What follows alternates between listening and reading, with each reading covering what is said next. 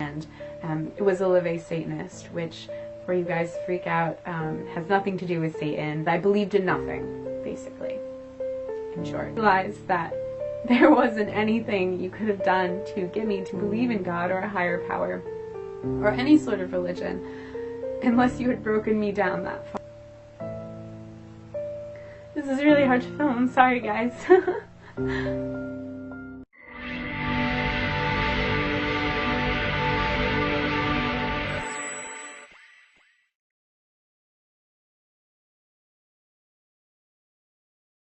Assalamu alaikum. Hi guys. So today I'm going to be doing my conversion story to Islam. How did I come to be a Muslim?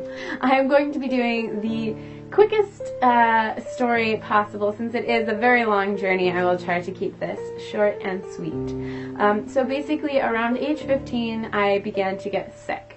And I will be doing a separate video that talks more about my journey to being diagnosed with PFC and Crohn's. But for now, I will just keep it brief on the medical side of things. So anyways, as I got progressively sicker, I had to leave my job in the music industry, and it was very, very devastating to me. Music was my entire life, and it still is a huge part of my life.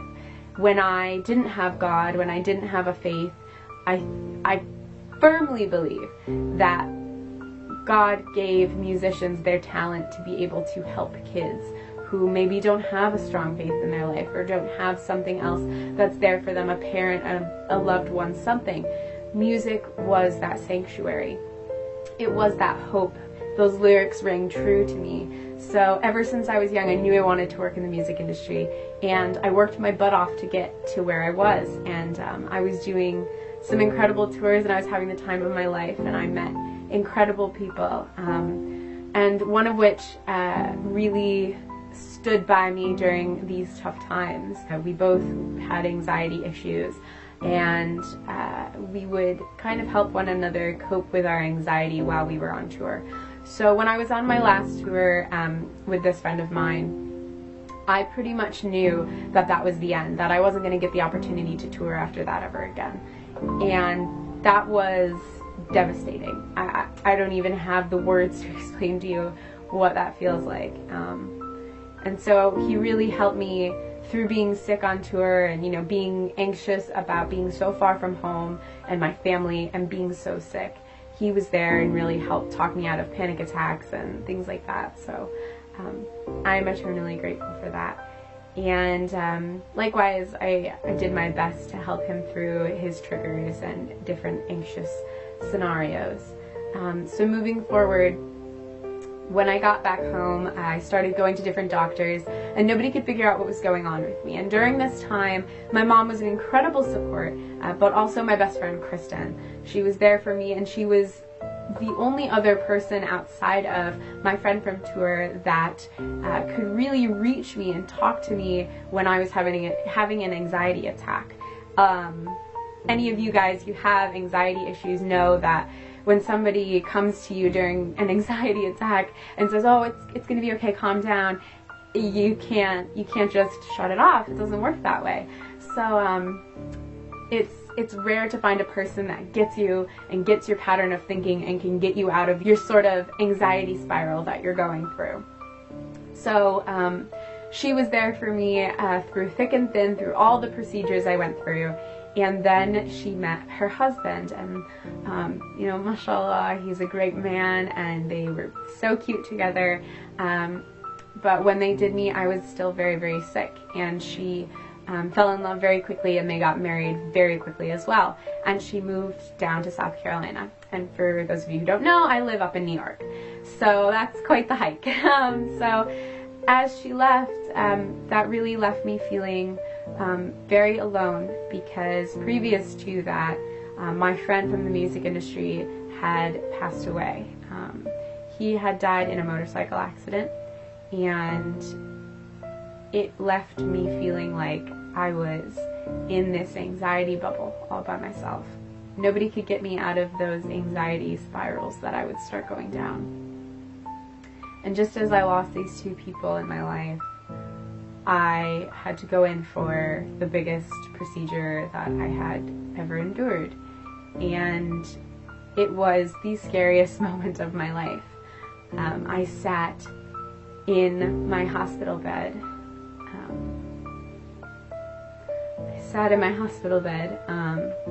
Excuse me for getting emotional about this. And I called his phone and listened to his voicemail. Because I half expected for him to pick up the phone. And obviously he never did. And at that moment in time I realized, Kendall, you're alone. You're alone in this, and not in a negative way. I know that I had family that loved me, but this life, you come into it alone and you will leave it alone. And something clicked in my mind, and I realized that I wasn't in control of this life. This wasn't me holding all the cards. That there was something more. And after I came out of surgery, if you guys have ever had surgery, you've ever been under MAC anesthesia, you know that you don't remember very much from the first maybe half hour of you coming out of anesthesia. I'm sure you guys have seen the funny videos here on YouTube of people talking and whatnot after getting anesthesia. And a couple weeks later after my surgery, my father came to me and he said, I think I should tell you what you told me when you came out of anesthesia. And I said, what? Please don't let it be something embarrassing, or, you know, something he didn't know that I might have done when I was younger or something. But he said that when you woke up, the first thing you said was, I saw him. And I say him because I don't wish to say my friend's name, although many of you may be able to put the pieces together on who he is. I do not want to draw any attention to him or his family. He is simply mentioned because he is such an innate part in this journey of mine. But my relationship with him, I would like to keep completely private and do not wish to gain any sort of acknowledgement for knowing him or anything like that. So just for those reasons, I will keep him nameless in this video. But I said to my dad I saw him. And I just kept talking about him. I said he was okay, and that this is really hard to film, I'm sorry guys. And he told me to make sure his daughter was okay, and that his wife was okay, and just make sure that they were good. And that was really, really hard to hear coming back from my dad.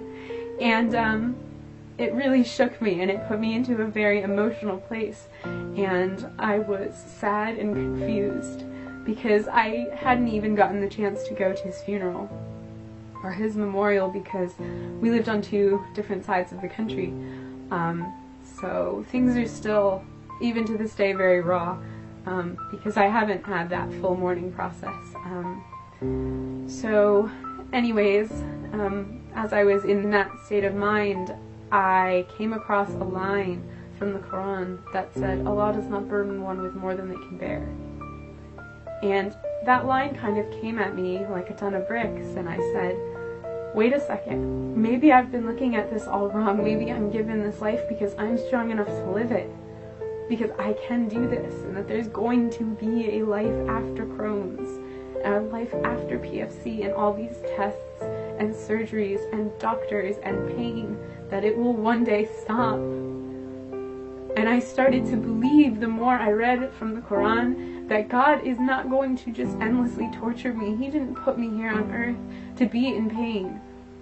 He put me here as a test, to test my character of who I am and how I'm going to deal with these situations that I'm put into. So I took my Shahada about a month after I had that experience, because Islam rang so true to me.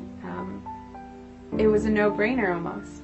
Coming from a Roman Catholic family, my parents were glad that I had accepted God into my life, since previous to this whole experience I had rejected the Catholic background that I'd been brought up on, and was a Live Satanist, which, where you guys freak out, has nothing to do with Satan. I believed in nothing, basically.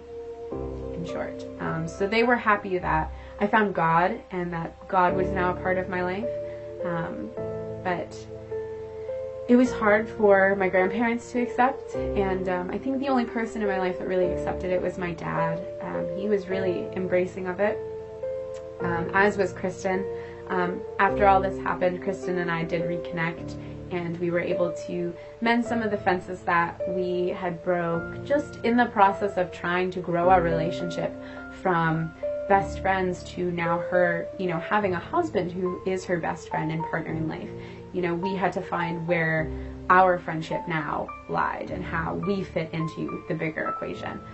So alhamdulillah, Kristen and I are just the best of friends.